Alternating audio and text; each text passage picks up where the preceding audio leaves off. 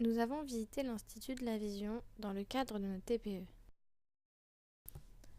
L'Institut de la Vision est l'un des plus grands centres de recherche sur les maladies de la vision en Europe. Ici travaillent des chercheurs, médecins et industriels pour découvrir des solutions préventives ainsi que des technologies compensatrices. L'Institut se trouve à Paris, au cœur du centre hospitalier des 15-20. Dans chaque équipe, il a son thématique de recherche. Thématique d'une recherche de l'autre est différente que l'autre. Chacun a une thématique de recherche qui est spécialiste dedans, qui essaie de trouver des solutions dedans, qui essaie d'avancer dedans. Par exemple, on essaie de comprendre le mécanisme de maladie.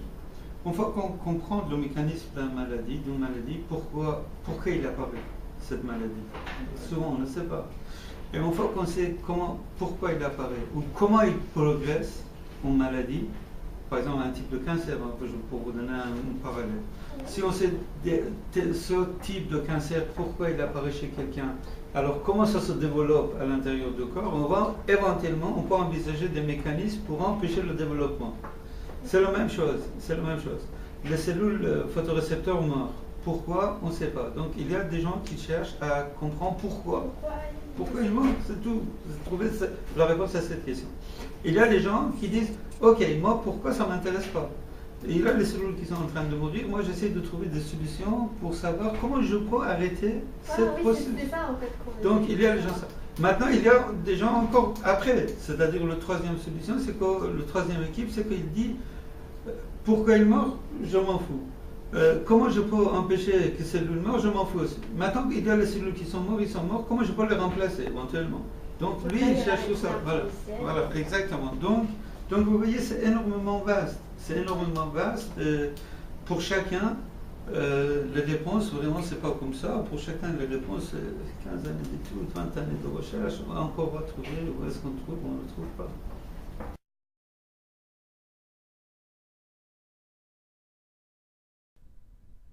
D'autres personnes cherchent à améliorer le quotidien des personnes non-voyantes ou malvoyantes. Le Street Lab est une rue entièrement reconstituée. L'éclairage et l'environnement sonore sont maîtrisés par une équipe afin de pouvoir réaliser différents tests.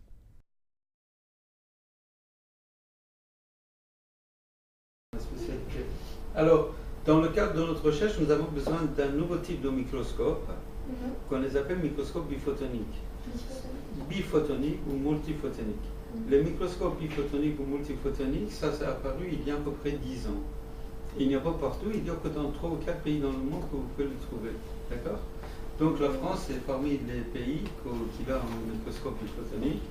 Il y en a 3 ou 4, je crois, en France. Et notre laboratoire, c'est le premier dans le domaine médical qui a un microscope biphotonique fait à la main. C'est-à-dire que vous voyez, on l'appelle le montage de nous-mêmes. On les a achetés.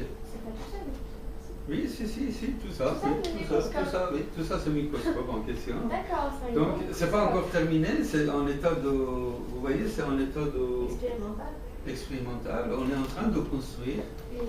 Donc, on a acheté tous ces petits matériels, chaque pièce. Après, ils sont reliés ensemble. Le laser s'est éteint, c'est pour ça que je me suis permis de vous faire rentrer. Ce laser-là, il est tellement fort que si le rayon touche l'œil de quelqu'un, tombe à haute, évidemment. Mais si touche même vous mettons comme ça brûle, ça prend le feu, parce qu'il est très puissant. Donc les rayons laser sortent comme ça, on le fait traverser comme ça, on le fait venir ici, on le fait monter. Mais tout ça, c'est quand il n'y a personne, c'est-à-dire parce que c'est extrêmement dangereux. Il faut couvrir tout ça, fermer tout ça. Vous voyez, on a acheté tout ça pour fermer, pour couvrir. Mais voilà. Donc, ce microscope biphotonique, c'est quelque chose de nouveau, un peu sur le plan scientifique. On est en train de construire ça parce que ça nous permet de mieux voir la rétine, la couche rétinienne. Donc, nous, ici, on regarde la rétine des singes, des primates. Pour vous dire simplement, le source laser qui est là, cette source laser qui est là, lui, tout ça, ça nous a coûté 230 000 euros. 230 000 euros? Oui, ici vous voyez à peu près 1 million d'euros. D'accord. D'accord. Ça. Oui. Il y a des têtes de microscope à 32 000 euros, oui. Il y a des lenses ce microscope à 32 000 euros. Donc, Institut de la Vision a des contrats avec CNRS. Vous connaissez CNRS, Centre national de recherche scientifique, CNRS, avec INSERM. INSERM, c'est l'Institut national de recherche médicale.